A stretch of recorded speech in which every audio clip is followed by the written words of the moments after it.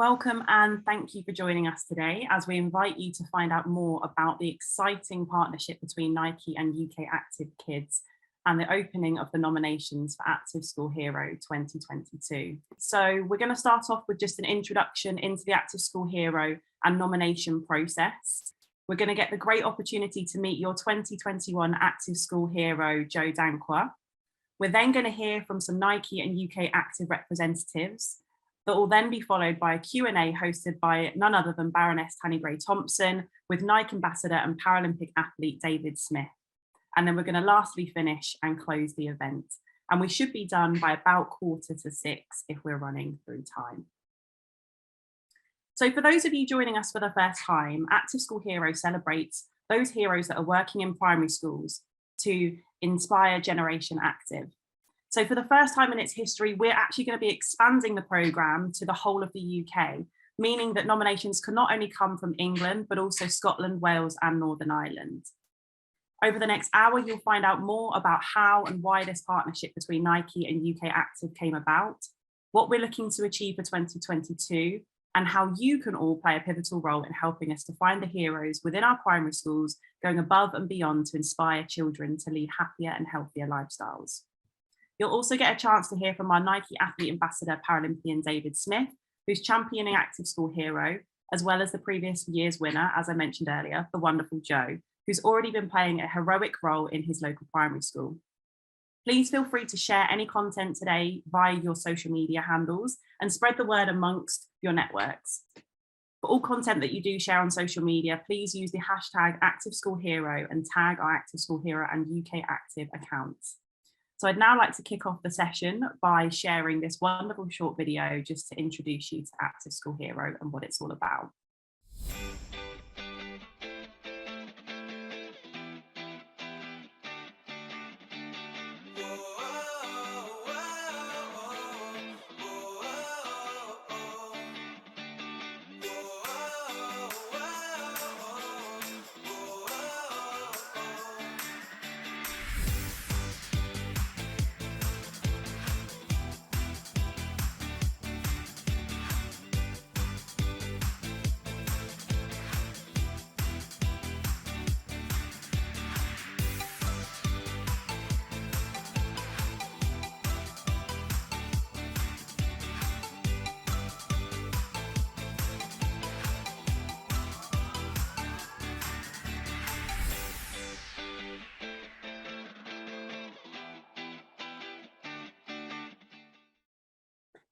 So I think the video perfectly embodies what Active School Hero is about. And I'd now like to take the opportunity to officially open the nominations for 2022 and provide a little bit more detail about who it is that we're looking for. So Active School Hero is looking to reward and celebrate the individuals who work within primary schools to champion the role of physical activity. We're looking for heroes who demonstrate enthusiasm to inspire children to be more active, those who act as role models positively for both kids and other staff within their school, those who have inspiring stories around how activity has helped change their own lives as well as those of their kids, those who demonstrate practices that encourage inclusive environment within their school setting, and those who've gone the extra mile to help build back better following the pandemic to ensure that our young people don't miss out on any opportunities to be physically active. An Active School Hero must be employed or deployed in a primary school setting within England. They must be 18 years old or over and have worked in a primary school for at least 6 months. Nominations are free of charge and you can nominate as many heroes as you want, but we are looking for quality over quantity. So do make sure that you really showcase the wonderful things that your hero's doing to bring them to life in your application, to really give them the best chance of being shortlisted. Nominations will remain open until 5 p.m. on the 11th of April. And after this, we'll have a judging panel of experts who will help to shortlist 2 Home Nation winners across Scotland, England, Wales and Northern Ireland. And the Home Nation winners will then be invited to the UK Active Awards on the 30th of June. All finalists will be invited to a professional development workshop to take place prior to the crowning of the 2022 Active School Hero winner, who will be announced at the awards in June. So now we've got the admin out of the way, I am absolutely delighted to welcome to the virtual stage the Active School Hero winner of 2021. He's a PE teacher at Byker Primary School in Newcastle upon Tyne, welcome Joe Dankwa. Hello, hello. Can you hear me all right? I can hear you okay, and I'm hoping everyone everyone can as well. So Joe, it's absolutely amazing to have you here today. So just tell us about what it was like to win the Active School Hero Award during 2021. First of all, it's my pleasure being amongst all of you and everyone on the Zoom. What has it been like being awarded? I didn't expect, if I'm honest with you, because everything I do, I just do for the kids, and whatever happens type thing. But it's been crazy, eventful, and inspiring ever since obviously being given this opportunity. And I've just used that opportunity to do what I was doing, but do more and try and inspire the kids in our school, staff members, families, but also in the community. It's been crazy, hectic, but I wouldn't change it for the world. And you've been a great ambassador for us. And how did your children react as well when you won the award? First were like, yeah, you're like all happy, and then it was like, how did you win it? I was like, to be fair, you know what? I'm not sure myself. You helped me with it. And I always said, and I said it previously, that the achievement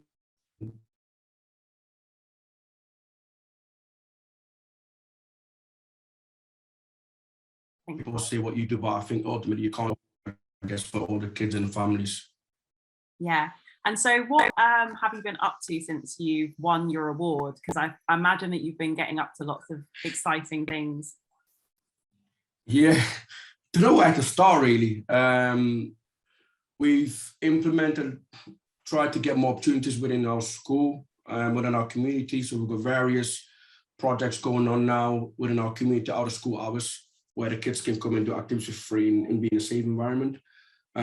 Also, on the back of winning the award, we've got a strong connection now with the Richard Whitehead Foundation. And there was a kid on the video that people might have seen, who we are working together to try and help him, not just in school, but as he's leaving, and support as he becomes older. And that's been quite an inspiring experience for myself, just to learn how, obviously, even though people have challenges, what support out there and how we can help educate others around it, and how we can just help and go above and beyond, really. So no, it's amazing. Also, like, different workshops I've been put on, then different people have got in contact and reached out, and it's been amazing that we can use to continue doing what we do, which is ultimately inspiring how the kids. Yeah, and I think one of the videos that was shared, obviously, with just seeing how you interact with some of the students and things, and going the extra mile, like, is such a big part of the Active School Hero qualities that we look for, really trying to provide those additional opportunities that they might not get at another school. So what would you say, Joe, are kind of the key qualities for the next Active School Hero for 2022, who's going to obviously, kind of step into your shoes? What would you say are those key qualities? I would say quality number one, being able to dance. I'm only joking. I think someone who's willing to go above and beyond and recognize why they're doing it for. So, i.e., for me, in this case, is for the kids, families, staff, school. Someone who's full of positive energy, just regardless of what situation. I know working in school is stressful, but someone who could just walk in a room, light a room up, regardless of what's going on, and just get someone smiling, and so on. Be passionate about, obviously, what they do and love it. For me, I wake up in the morning, know I'm going to make a difference, and I'm getting ready, I'm dancing already in my car, I'm listening to music, dancing, just because I'm just full of energy. And I think just try and be a good role model to people that you work with on a daily basis, people around you, and trying to inspire, motivate everyone, not just the kid, but also staff. Because I know, obviously, like, to do what I do, what they will be doing in their school, they need to have the support from SLT and from fellow staff members. So giving them support when they need it. And just positive energy, really. Positive energy, be crazy, be creative, willing to go above and beyond, and not be frightened to give it a go. Yeah.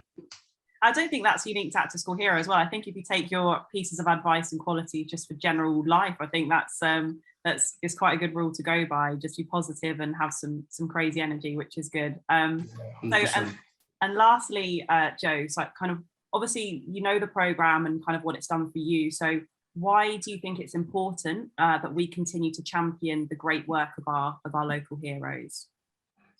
I think there's a lot. I know there's a lot of people out there making differences to people's lives, kids, families in school, and you know, this award for someone else could help them inspire others, for others to see maybe what they do in their school and how they can use it. You know, and then for them to, the way I look at it is that if I can inspire a child or family or staff member, hopefully they will inspire someone else. So if that can be passed on to someone else to be given, let's say, the support I've had or the opportunities I've had to then go and help in their school, well, that's more people inspired. So hopefully one day they will go out and inspire, and then hopefully it carries on. Mm-hmm. A program like what you guys are doing is phenomenal, and I think that's what's needed really to shine a light on all the heroes out there, which I know there's lots of. But yeah, so to all of them out there, just keep doing what you're doing, and yeah, keep dancing. Keep dancing, yeah. No, the ripple effect is really true, because if you can see one person doing it and kind of having that champion and celebrated, it inspires somebody else to go out and do the same thing, right? You can't be what you can't see. So yeah, really, really helpful note there, Joe. So listen, that's all for now. Obviously, everyone's seen some great pictures of you in action and the video, you featuring on the video as well. Thank you so much for your time and sharing your insights into the Active School Hero. My pleasure. Thank you so much. Thank you, Joe. I'm now going to hand over to my colleague, Jack Shakespeare, and he's going to provide some more context as to why the Active School Hero is just so crucial, and to share a little bit more information on UK Active's role in the children, young people and family space. Over to you, Jack. Brilliant. Ashley, can you hear me? I can, yes. Fantastic. I always get a little bit nervous. Good stuff. I'm not sure how on earth I'm going to follow Joe. The keep dancing message is something that I absolutely love. Joe, you are an absolute inspiration.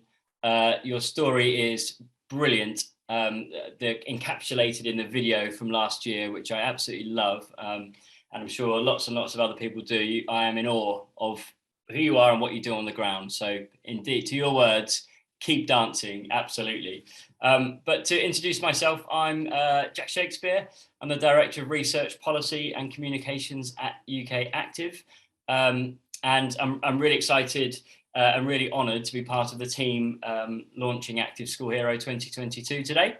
This is our 4th year of the programme, and a programme that has across this time seen just how important sport, play and physical activity is to society. You know, for thousands of children up and down the UK, it's at primary school where they can really fall in love with being active. Play can make them happier and healthier, and every jump, kick and throw increases their ability to flourish and thrive both in and out of the school. And it's crucial that kids more than ever have the access and opportunity to be active. And I think that's an important, you know, an important frame coming out the backdrop of the last 18, sort of 20 months.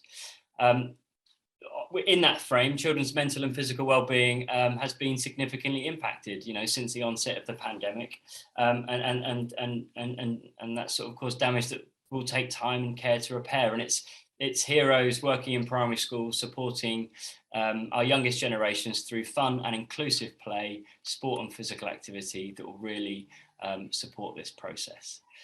The role of schools and primary school staff in getting kids active is often overlooked and undervalued. However, we know there are and have seen over the past 3 years great examples of unsung heroes out there working day in, day out to introduce fun and play into the school day. They can really make the difference. Joe really makes the difference, and we can see that in the video. And the videos that came before him, they really do make a difference. They really do influence and inspire on the ground. You know, they don't just teach, they motivate, they empower, and they inspire children to move in the right direction and achieve great things. And when kids are having fun, they keep on playing. That's why UK Active Kids and Nike launched Active School Hero in the first place. We really wanted to recognise the achievements of those people working in primary schools who are helping to get kids active. By championing these heroes, we hope to inspire school communities across the UK to get even more kids moving and to help transform Generation Inactive into Generation Active. And to speak more about the partnership between UK Active Kids and Nike and why this programme is so critical, it's a real honour to welcome to the virtual stage Nike's Director of Social and Community Impact at Nike EMEA, Elena Korf. Thank you very much, Jack. Hello, everyone. I hope you're well, and I hope you're enjoying a sunny afternoon like I am in the Netherlands. My name is Elena, and I have a privilege of working for Nike Social and Community Impact. And I have a double privilege of worked with Jack and UK Active team over 3 years ago now, when we started this initiative and introduced the Active School Award first in London. So I really want to congratulate everyone on this tremendous success. You've kept dancing, which is fantastic. And I also want to take this opportunity to really briefly explain to you what is Nike Social Community Impact and why Nike partners with UK Active and why this work is so important for Nike. Let me start with a few facts, and unfortunately, they're not fun facts, and some of it you may be aware of. What we know is that only 1 in 5 children globally gets recommended levels of physical activity, and that girls drop out of sport 2 times faster than boys. Children from low income, Black, Muslim communities, children with different levels of ability, unfortunately face barriers and quite often discrimination in sport. And COVID, as we know recently, has brought about further decline in physical activity and further increase in anxiety levels among children, according to UNESCO's recent report. But there is good news. Nike and we all who are here today on this call and out there getting kids active believe in the transformative power of sport to move the world, to break barriers and build inclusive communities, to change the game for all. Nike brings it to life through Made to Play, which is our commitment to get kids moving. And we work with community partners like UK Active, with our teams globally, to help grassroots organizations create a world where children play, jump, and run to a better future. Nike was founded by a coach and an athlete. And we know that when it comes to getting kids excited about sport and committed to playing sport, it is this adult, the coach, PE teacher, member of school staff who make all the difference. And frankly, as Jack just said, we know that quite often the role of these individuals is undervalued. This is why Nike's Made to Play commitment to get kids moving and partnership with UK Active is aimed exactly at this, to celebrate the heroes in primary schools who make this huge difference. The past 2 years have been extraordinarily challenging. And this year, we've got new opportunity to celebrate these extraordinary individuals who have gone above and beyond online, quite often offline, to remove these barriers and create more opportunities for children to play. I can't wait to see the nominations this year and also the celebration that's coming up. I want to thank you very much for being with us today. Please share the news and let's keep dancing and get as many nominations as possible to celebrate these phenomenal individuals. Thank you. And back to you, Ashley. Thank you, Elena, and also to Jack for your words. So for the next part of the event, I am delighted to introduce the Q&A session, which will be hosted by none other than UK Active's chair, Baroness Tanni Grey-Thompson. Over to you, Tanni. Thank you very much. And it gives me great pride and pleasure to be back here, albeit in front of you all virtually, with lots of familiar faces launching the 4th year and expanded Active School Hero programme. Just to let you know, I am in Parliament. You might hear bells going off. It's not a fire alarm. It actually means we're voting, but we can do it all online now, which is all really high tech. Anyway, Youth Active's work has highlighted the absolute need for collaboration and partnership working in our plight to transform Generation Inactive into Generation Active. Creating the conditions in which our children can flourish will require a collective effort, and turning the tide of childhood inactivity is everyone's business, and attempts will only be successful if they're approached with a cooperative and collaborative ethos. Youth Active Kids works in partnership with our members, partners, and wide stakeholders to help us create environments to best address the challenges faced by children and young people. That is why it's an absolute pleasure to be on the same team as Nike. Through our understanding of the barriers and motivations to create active lifestyles amongst children, and Nike's unparalleled ability to connect with and inspire individuals right in the heart of communities, we feel we formed a formidable partnership. Teachers and other school staff are not and should not be solely accountable for physical activity, mental health, and weight levels of children. Nonetheless, they are crucial to create an environment that enables our children to flourish. Children spend approximately 56% of their days a year attending school. I mean, that's a significant amount of time to promote and support healthy habits and behaviours. Physical education, school sport, and physical activity should be something that every child looks forward to at school.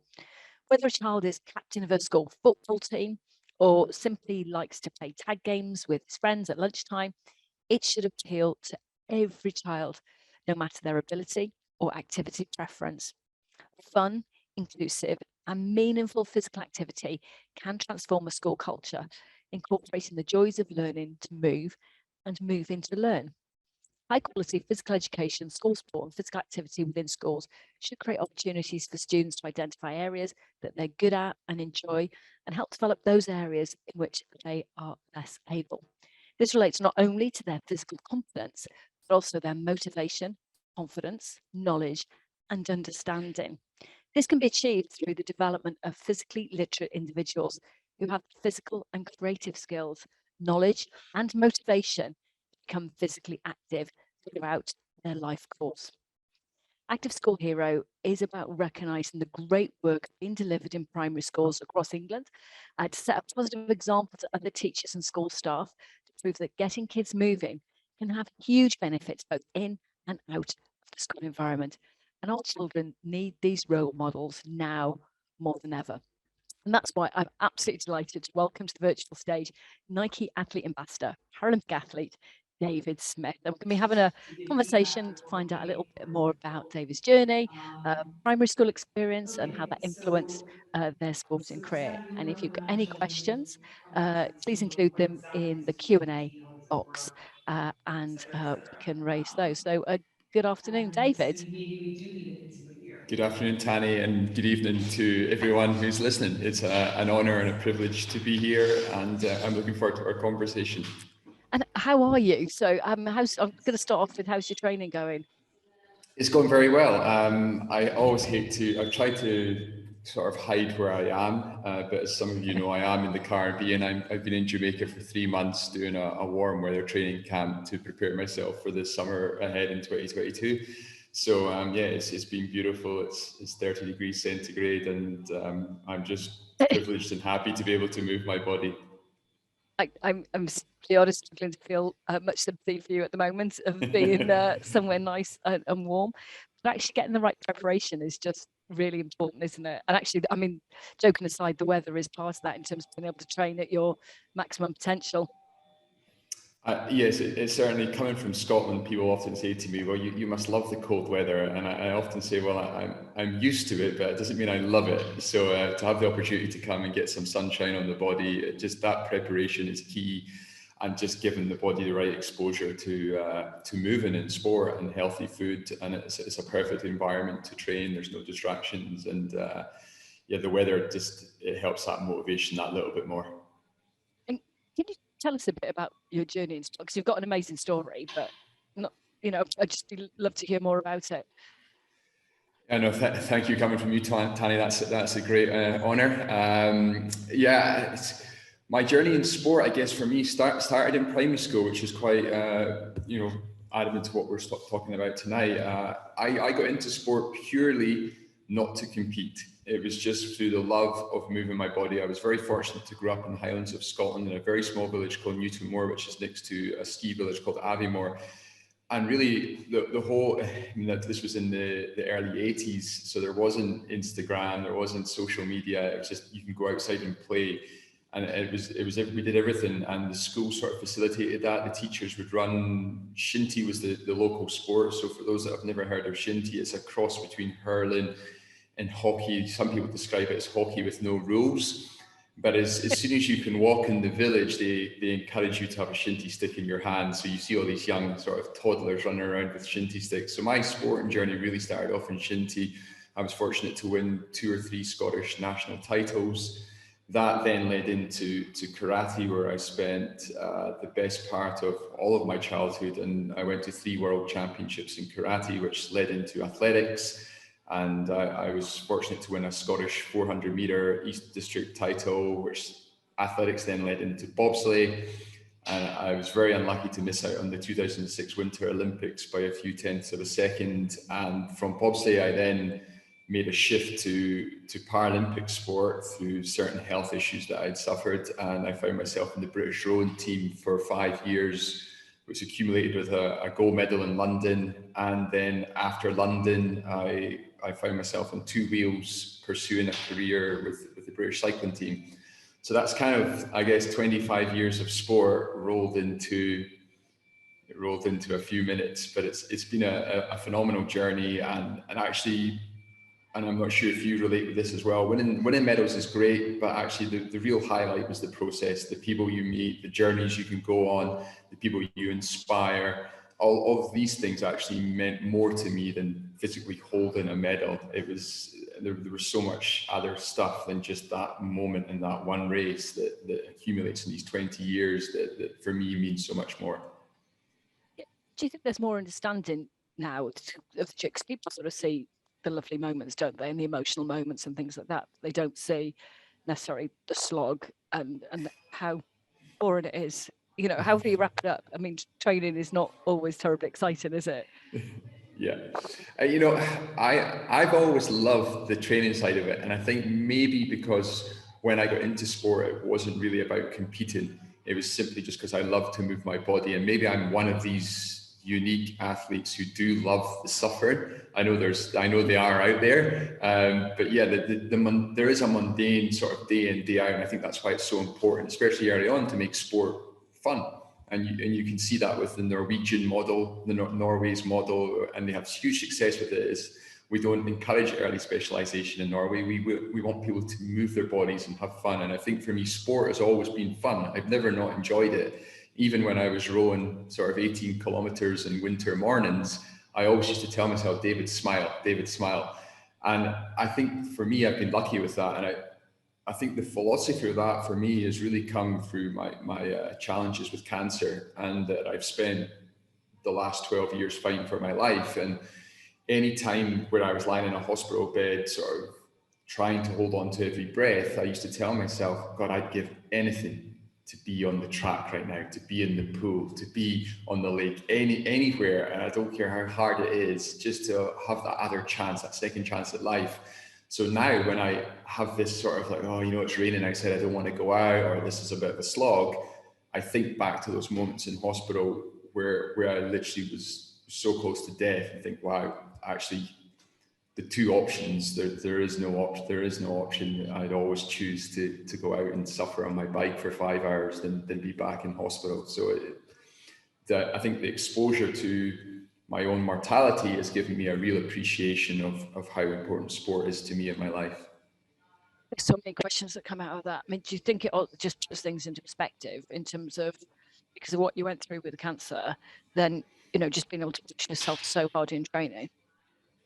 Yeah, I kind of live by the philosophy that sport and exercise gave me the toolkit to deal with cancer, and then cancer showed me how to live. And that was really important. I think when you know yourself, when you get caught up in Paralympic and Olympic cycles, it can be you start to focus on the next 4 years, the next race, and you really miss out on being where your feet are. And I think what sport gave me all the characteristics of resilience, persistence, optimism, hope, all these great characteristics that can be installed in us as kids, and we're not even aware they're being installed. They were installed at such a young age through karate, through shinty, the discipline to train, all of these things. Then I took into going into the cancer battle. And then during that 12 years of the cancer, where I've lost many friends that are been on this journey with me, and I've come very close to the end, it's just given me a real appreciation of life, and that actually every breath I take, every morning I set off, I put my feet on the floor every morning and say, David, be where your feet are, live in the moment, and do as much as you can today to add to the world and make it a better place. And that's kind of my philosophy and my purpose. And I feel what cancer taught me is it just taught me who I was as a person. And I don't think I've ever really sort of understood that until I faced my own mortality. You talk about the number of different sports that you tried. Do you almost think that you had to go through those to find the one that was for you? It's I'm not sure if I've even found that one yet. It's, you know, because some people often say, what was your favorite sport? And I'm not just saying this because obviously I'm speaking to you, but the 400 meters was, I loved athletics. I absolutely, and I have a recurring dream now every night that I'm running, and then I wake up and I try to move my legs and they don't move, and it sort of breaks my heart, because I would give anything to go back and do those sort of 300 meter sessions where you're sick at the edge of the track. And, you know, I really do miss that. And I loved my athletics. I think the great thing that I've had from all the different sports was that I got to experience, I wouldn't say I ever hit the top level in many of them, but I got to experience what it's like to stand at the top of a bobsleigh track. I got to experience what it was like to fight in Japan, or what it's like to run a 400 meters or to cycle a time trial. So I got these unique experiences of all these different sports, which I feel really privileged to have had the chance to have done that. And you know, I wouldn't change anything at all. I probably would change that I wasn't paralyzed through the cancer surgery, but apart from that, I think even going through cancer has just made me appreciate all of the sports even more. Yeah, I'm not sure about the bobsleigh track, to be perfectly honest, but there you go. So you mentioned about your primary school education. How important was that in terms of just instilling sort of lifelong habits in terms of what you do now? Yeah, so, you know, where I grew up, nobody really left the village. It's a very small highland village. There was only, I think when I grew up, maybe 600 people in the village. And the main goal was to play for the first team in shinty. So they actually encouraged you not to leave the village. They didn't want you to leave the village, because the natural progression was you'd go through school, you would then work in a local hotel or a local building company, but you would play shinty for the first team. That was the pinnacle. That meant more than an Olympic gold medal to the people in the village. So everything around growing up in that little village was around playing shinty. But what that did is it also taught you all of these sort of ways to set goals, to push yourself harder. And then I was fortunate that my parents were very keen skiers. And also I was thrown into karate. So I started to see this bigger world that was beyond this little village. This other world existed. But I think what was key was that every day we went to school, we moved. So when we went to the headmaster at the primary school, he almost was, this is that I've been too hard, maybe telling too much truth here. He almost didn't care what our school grades were, as long as we were winning the shinty team.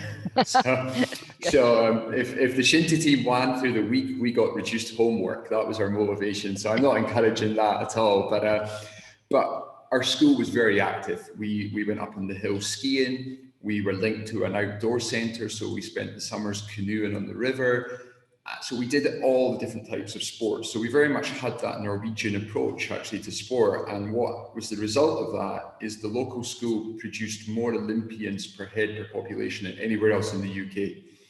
So Aviemore and Strathspey as an area have a phenomenal amount of Olympians, from the Baxter Brothers, Craig McLean, Mike Dixon, who went to 6 Olympic Games in biathlon. We have a huge list of Olympic athletes that have come from the village. And I think that's a lot to do with the local schools encourage movement. As soon as we arrived at school, before the classes took place, we would be playing shinty in the pitches, football, rugby. So the teachers all played an active part in encouraging us all as kids to get moving. And I think what that did for me was that it facilitated a life in sport, which has resulted in becoming a Nike sponsored athlete, which is an incredible honor for me. But ultimately also is it gave me enough resilience and fitness to fight cancer. And the oncologist said to me, if I hadn't been an athlete, I would have died probably about 6 or 7 years ago. So Wow. it's a huge importance to have had those early exposures to sport. So when you were growing up, did you see these other sort of Olympic athletes and people who are achieving, and you know, were they part of who your kind of active school hero was?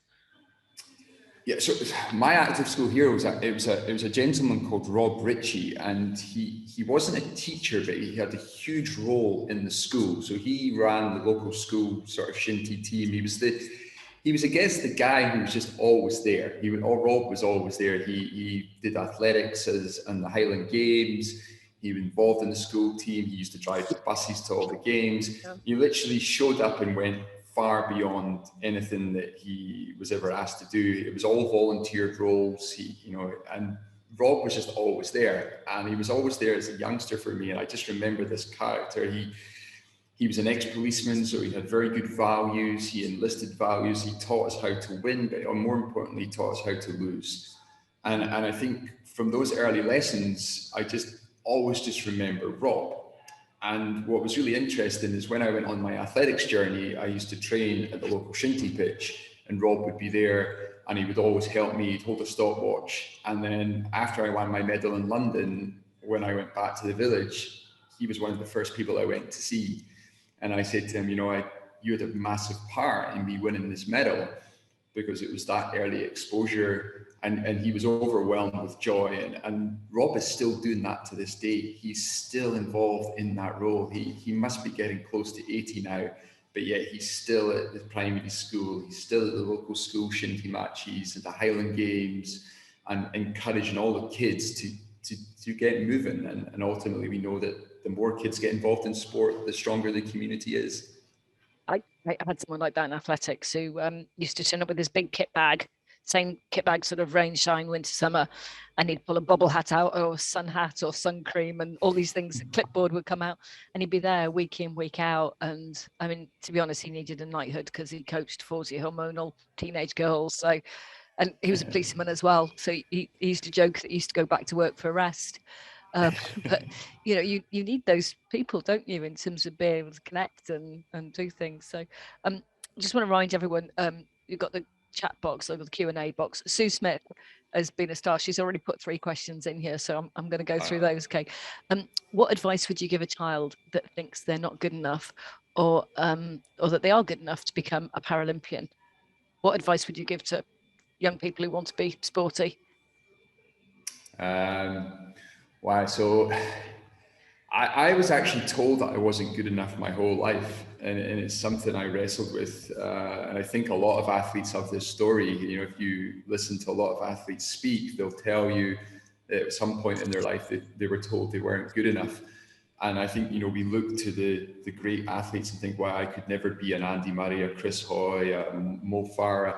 And what we actually fail to connect is that these are just humans exactly like us. They were a young boy sitting in a classroom at one point and possibly had been exposed to somebody telling them they're not good enough.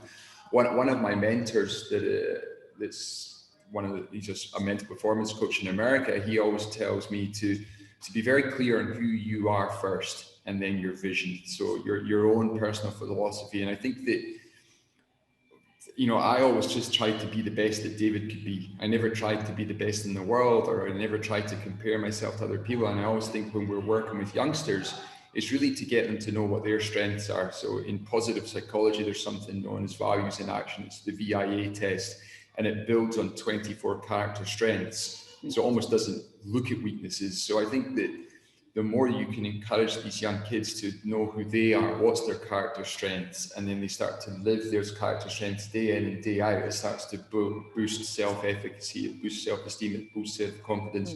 Okay, they might never become Paralympic gold medalists, but that doesn't matter. Success is not measured purely in medals alone. Success for me is living by your values, and contributing to society in a positive manner. And whether you make a national team or not, that's not what all is about. Yeah, I was just a skinny little kid till I was about 19, and no one thought I was any good. And then suddenly I made a jump, and then everyone's like, "Oh, we always knew you were good." And I was like, "No, you didn't. You just you told me I was rubbish." But it's about having that confidence in yourself, isn't it? And I think everything you said about resilience, and when I talk to young athletes, I talk about it being pennies in the bank. You know, like every training session's pennies in the bank that you can call on when you need it. And you see these youngsters, or mostly my daughter rolls her eyes into her head and goes, "Oh, you're giving the penny in the bank talk again." But for me, it was, you know, there's always like opportunities to do more. And so I also wanted to know, why do you think it's important to promote inclusion in schools? Yeah, that's a very good question. Again, I think if we look at the society we live in now, it's been a very big conversation over recent years about making schools more inclusive. I think for me, my disability was something that I inherited later in life. So I think Tani will have a better authority to speak about that as going through schools. I know, I think it was one of the American athletes, I think it might be Tani McFadden, who challenged the US government to bring equal opportunities into school. Looking back on my own experience of that, I just think that, you know, we should look beyond sport as a means to make national teams, and actually how much sport contributes to health, to well-being, to self-confidence of kids. And that's why it's important, because everyone deserves that opportunity. And it's maybe, if you're running programs at your school where not everyone wants to play rugby, it's actually introducing stuff that's fun, like Joe spoke about, you know, everyone dancing and finding what's fun. Sport should be fun. And I think back to in my school, it was quite bad in that time, where the girls were left at the side because the sport was shinty was very alpha male. And then actually somebody at the Division 1 day saying, well, why can't girls play shinty? And the first response then was like, oh, they can. And actually now there's a fully functioning shinty league for girls in Scotland, which I think is phenomenal. So I think everyone deserves the opportunity to move their body, to play sport, and that's why it's ultimately important. I mean, you listen to Joe talking, and I just want to go out and do some physical activity. You're thinking, you know, I had pretty good people in my primary school, but I didn't have anyone who was quite like Joe. And it's that effervescence, it's like the energy that's important. So if you were sort of a young person in school today, if you imagine going back to primary school, what sort of person would motivate you to kind of pull out all those qualities? Or do you think that you had that? No, I think everyone. I think you know, success or performance is a mix of nurture and nature. I think that you need these people. These people are I see it as like a link in the chain, and everyone has that important link to play. And people like Joe, who are, you know, they're living by their values, they're clear on their values, they bring an energy to their work, and I think that's infectious. You know, people gravitate towards that. And I think I had a friend who was a PE teacher in Glasgow in one of the very rough schools, and he said to me, you know, Dave, I turn up an hour early because some kids don't have anywhere to go. Their home life is so bad, they actually come early to school. So he says, I'm there and I run them in the gym. We do rugby, we do football, we do all these different things. And he actually had one of his students went on to play for Liverpool, which is incredible. But not, if we don't focus on that student, all the students got exposure to somebody who cared. And I think that's the thing. If it's somebody you look at, you build that relationship, you have that trust with them.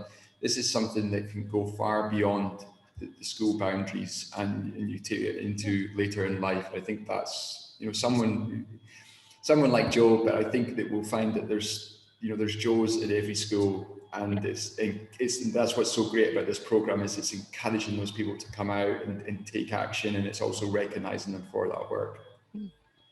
Jack wants to ask about the different sports that you've played. What were the transferable skills that were important to be able to sort of transcend and move on to each sport? Because there's differences, you know, big difference between athletics and cycling and rowing. Yeah, I think for sure the mental skills. I think there's three things that we can train in life. It's our craft, our physical being, and our mental being. And often we focus lots on our craft, which is either which sport, could be bobsleigh, skiing, cycling, running. We have the physical body that's obviously evident to the whole world from different sports. They fit into different physical terms, but then the mental side is something that we don't always work on. And that's not lying on a couch, given all of our weaknesses. It's just doing the intent, the focus, the discipline, all the different characters that each sport brings. You'll find that most athletes could probably transfer across sports quite comfortably. You see that when they have superstars and all the athletes do different events. There's a lot of transferable skills if you have high fitness level, but ultimately I think for me the grounding was that you have that mental skills and that mental ability, which again came from a very young age that I wasn't aware of. By doing karate at such a young age, you're teaching emotional regulation, self-awareness. Yeah. You're installing all these great character strengths that then are very beneficial when you move across sports and transition from sports, but they've also been very beneficial in surgeries and rehabilitation. So everything sort of plays into one big sort of game.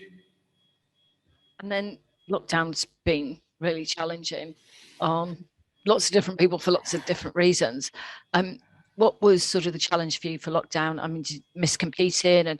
Because athletes by nature, you want to compete, don't you?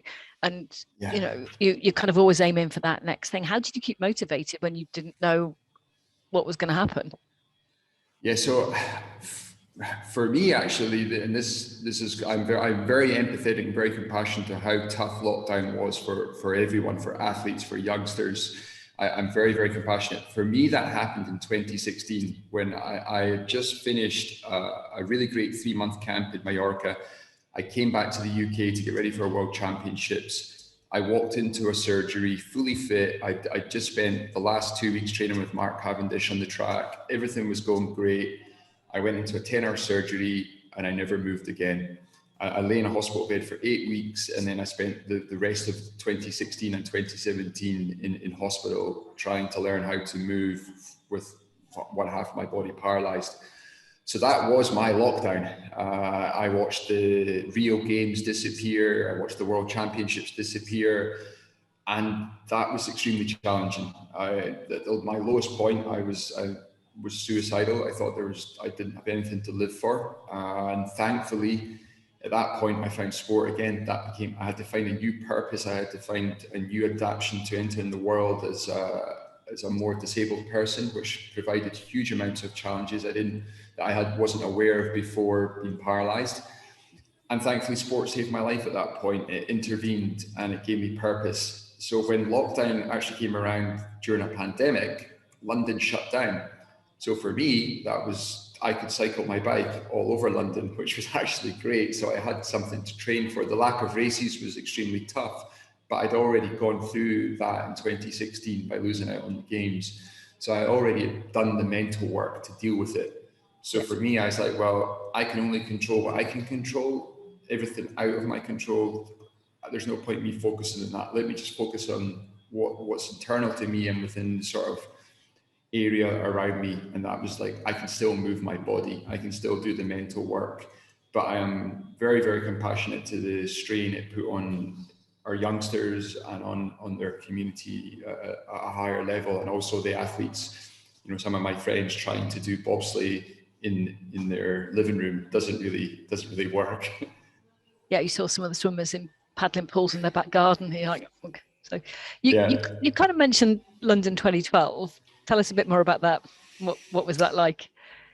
Yeah, that was an amazing moment in sport. I think that, you know, for Paralympics, everyone was sort of, you know, the 6-7 months into the game, before the games, everyone was worried. People were like, oh, London's going to be a disaster. You know, everyone's wanting to leave. And then, you know, the games started and everyone just fell in love with it. We had great weather. There was a great energy around the city. Everything was just brilliant. And we missed the Olympics because we were in a holding camp in Spain, but obviously we were watching it, but we had no idea of the energy that was actually building until we arrived back in London. And it was incredible. I remember we rode at Dorney Lake quite a lot in our training, and there was only ever one man and his dog and maybe the odd sort of person walking around. And then all of a sudden there was upward of 20,000 people there on the day of our race. And, you know, Britain were tipped to win several medals that day. And unfortunately, you know, Tom Ager didn't have a good day that day. He came fourth, or rather Bolt came fifth, I think it was. And then we were the last boat of the day, and I guess there was a lot of expectation, a lot of pressure on us that day to deliver something. And I just remember just thinking, oh my God, this is horrendous. I just want to get this over and be away from here as quickly as possible. And I have very few memories of the actual race. I think the first memory I have was hearing Frank Sinatra playing a song just as after we collected our medals. And then the next 6 months after that were an incredible experience that I wish I could go back and sort of just pause and hold on to some of the special moments, you know, going and celebrating with other athletes, the parades, just everything that went with it. I think that London just did it well. And then they set a benchmark for future Paralympics to live up to. And I think that's great, because it really, you know, it's forcing other countries to really like, well, we have to step up our game, and it really showcased Paralympic sport beautifully. And I think for me, the real moving part personally was I went to a children's hospital probably a few weeks after the Olympics, and there was a young kid who had just lost his leg from cancer. And when I asked him what he wanted to be when he grew up, he looked at me like I was stupid, and he just said, well, I want to be a plane runner. What do you think I want to be? Yeah, I had a youngster who wrote to me after 2012, wanting a blade, and said his family couldn't afford it. And I was in my office late at night, and I was about to ring up someone I knew from one of the prosthetic companies saying, we've got to get this kid a blade. I don't care, we'll get it. Anyway, luckily I'd send over the letter, and the reason his mum said he couldn't have a blade, he wasn't actually a leg amputee. But he'd just seen it on TV, and he was about 6 or 7, and he's like, that's what I want to be. I want to be a blade runner. And yeah, that would have been slightly embarrassing, me getting a blade for a child who didn't need one. But that's the kind of the inspiration, isn't it, that goes back to, you know, young people and getting young people started. Do you think it's harder, or I don't know, leading question, harder or easier for young people to get involved now? Because we see all these different people on TV, but actually if you're a little one in a primary school somewhere, you know, life's hard, it's not necessarily easy to get going. I mean, that's why we do this, because the people who motivate the kids are really important. Yeah, I think that's probably a true reflection of the data that we are seeing. It doesn't always make the greatest reading. I think London was about inspiring a generation and having this legacy. And I think sometimes when you then read the data of how many people are active, it is alarming. I think that's why it's key to have, you know, what we've created here to facilitate this and to cultivate more people moving. If I was a youngster growing up at the moment and I'm seeing all these great Paralympians and Olympians and I want to be inspired by that, how hard is that for me? It might feel very overwhelming. I must admit, it might feel overwhelming. Where do I go? How do I contact? Where do I go?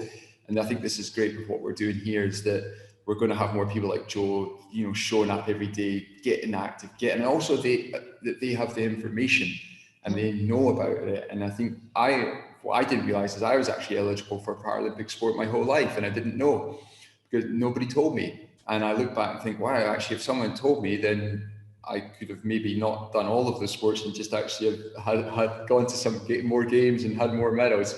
But I think for me is that education and awareness has risen so much now. So, you know, there could be a kid that Joe comes across, or any of the active heroes come across, we're like, you know what, actually, I've got something for you that's very special. Yeah. Let me introduce you to this. Let me open this door, and if you want to walk through, then I'm gonna support you on that journey. And I think that message is really key, so a young child doesn't feel, oh wow, I don't even know where to start. So if you could go back in time, what would you tell your 8-year-old self in regards to sport, physical activity, school, or life? I know what I tell my 8-year-old self: never get the kitchen scissors and cut your own hair. It's not good. Sorry, that's not the most practical, but it's always a hard question, which I love asking other people. Yeah, no, I would tell myself to be more present, to be more in the moment and enjoy the process. I think I got tied up in this, really trying to get this medal, that I actually missed a big part of the journey to it. And also I maybe would say to myself, don't get classified a lot earlier. Don't leave it until I was too old. I think I would have probably, when I was doing athletics, I didn't realize I was trying to run able-bodied, and I had a clear disability. And if someone had actually just picked up in it at that time, I could have been running in the Paralympics, which would have been so. Yeah, that's something I would have said to myself. Oh, David, thank you very much. It's always a pleasure to talk to you. Lovely.